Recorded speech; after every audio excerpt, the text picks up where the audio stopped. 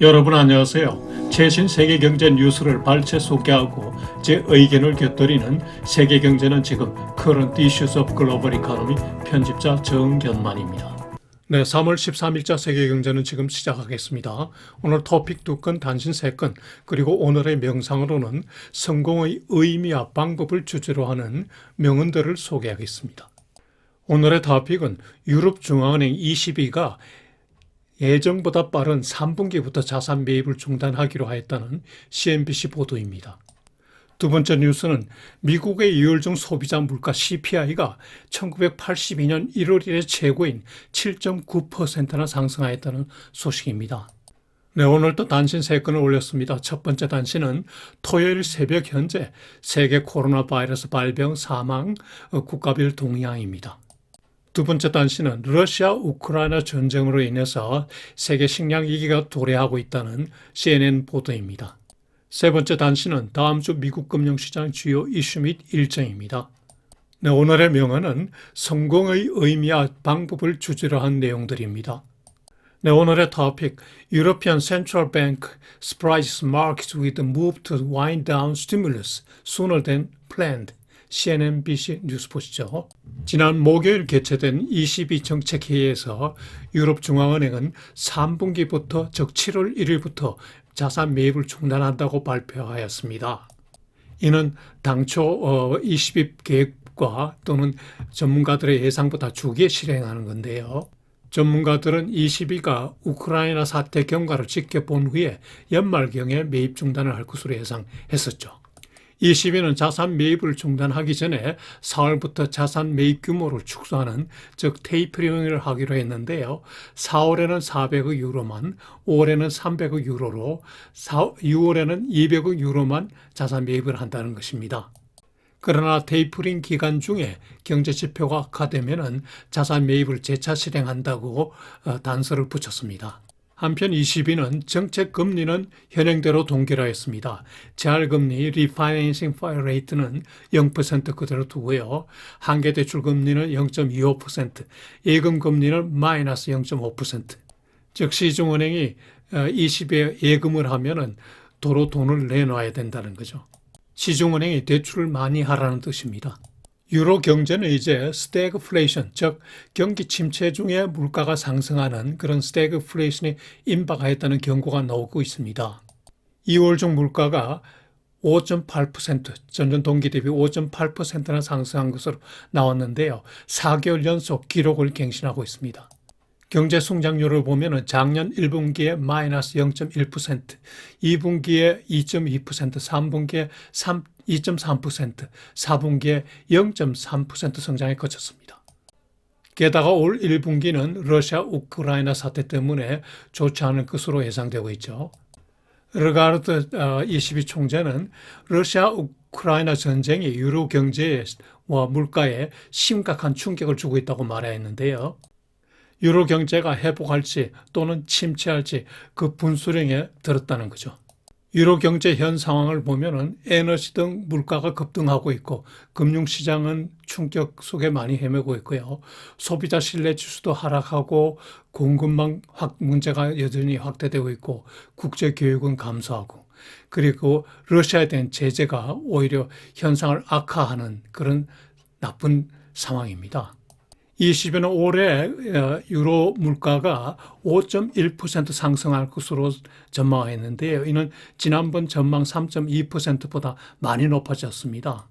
그러나 내년에는 2.1%로 조금 누그러지고 내후년에는 1.9%까지 내려갈 것으로 예상하네요. 2년 후에나 ECB 물가 목표 2%내로 들어오네요. 네, 오늘 두 번째 뉴스. Key inflation measure jumps to highest level since January 1982. CNN 보도 보시죠. 미국의 2월 중 소비자 물가가 전년 동기 대비 7.9%나 상승한 것으로 나타났습니다. 이는 1982년 1월 이래 최고입니다. 참고로 1982년 1월은 2차 오일 쇼크로 물가가 최고로 상승할 때였습니다. 2월 물가는 1월 물가에 대비해서도 0.8%나 상승하였는데요. 이는 2020년 4월 이래 월간 최고입니다. 2월 물가 상승의 특징은 주로 생필품 위주로 많이 올랐다는 겁니다. 특히 그로서리 식품이 8.6% 전월 대비입니다. 8.6%나 상승했는데 이는 1981년 4월 이래 최대입니다. 가스 가격도 월 중에 6.6%나 상승했는데요. 대단하죠? 연간으로는 38% 상승한 것입니다. 일반 식품도 전월 대비 1% 상승했는데요. 이도 2020년 4월 이래 최대 상승입니다. 물가 상승 요인은 꾸준한 수요 증가, 그리고 코로나 바이러스로 인한 공급망 문제, 그리고 우크라이나 사태가 다시 가세하고 있습니다. 에너지와 식품을 제한 물가 코어 CPI는 6.4% 상승한 것으로 나타났습니다. 이도 1982년 8월 이래 최고 상승입니다.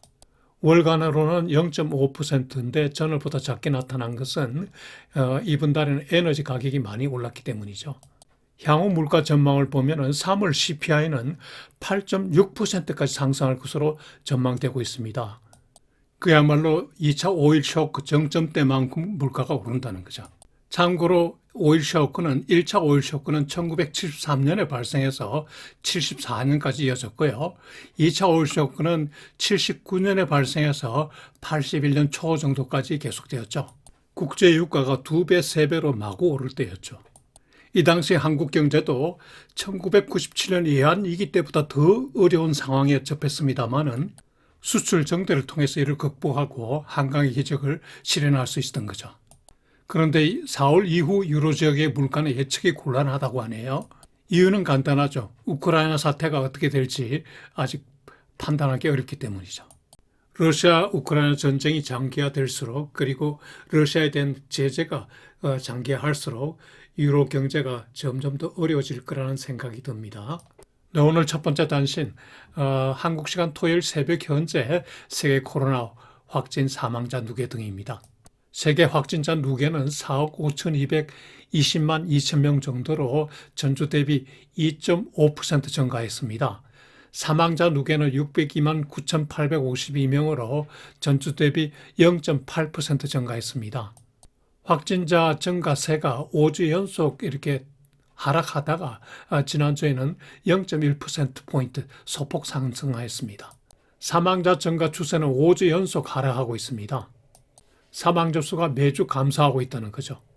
국가별 탑 12를 보면은 미국, 인도, 브라질, 프랑스, 영국, 러시아, 독일, 터키, 이탈리아, 스페인, 아르헨티나, 이란 이렇게 12개 국가가 순위 변동이 없습니다. 세계 최다 감염국인 미국의 경우 지난 주말 금요일 날 신규 확진자가 42,437명으로 줄어들었습니다. 한국의 하루 확진자 수가 30만 명을 넘어선다는 것이 정말 어이가 없습니다. 오늘 두 번째 뉴스는 러시아 우크라이나 전쟁이 세계 식량 위기를 불러오고 있다는 소식입니다. 러시아는 세계 밀 수출의 17% 비중, 우크라이나는 12% 비중을 갖는 그야말로 세계 최대 식량 밀 수출국들인데, 이들이 전쟁을 치면서 식량 금수 조치가 내려지고 농지 훼손이 되고 농부는 일하기가 어려워졌죠.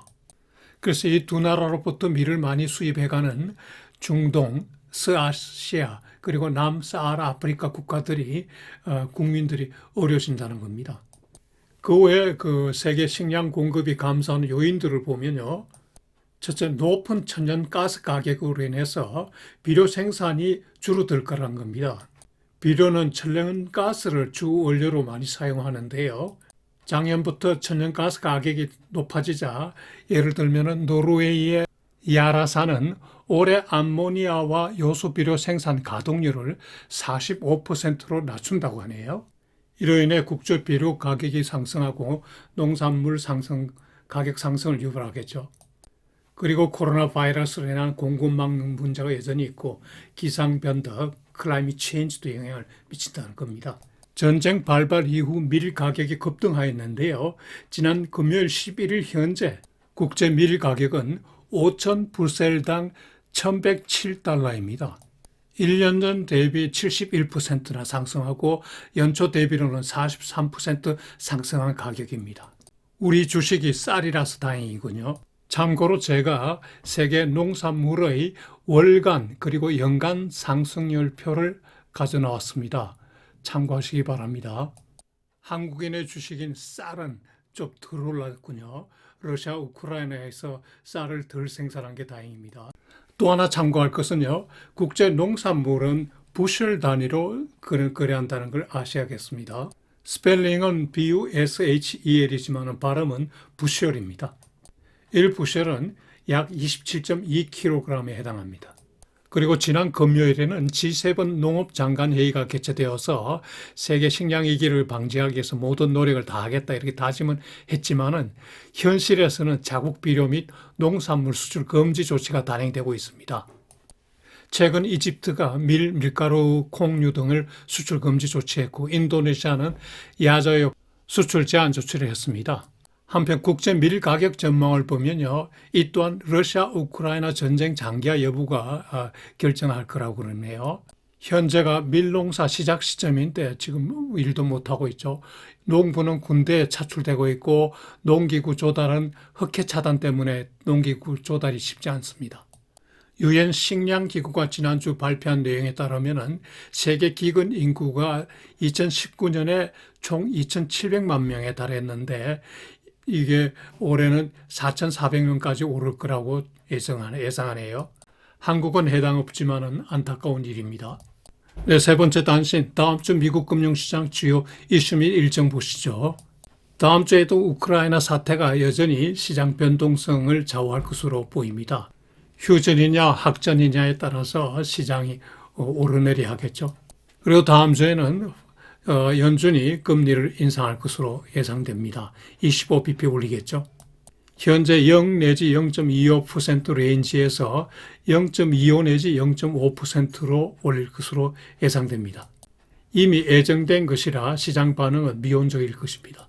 다만 그 25일 회의 후에 발표하는 스테이트먼트하고 프로젝션에 대해서는 관심을 가져야겠죠.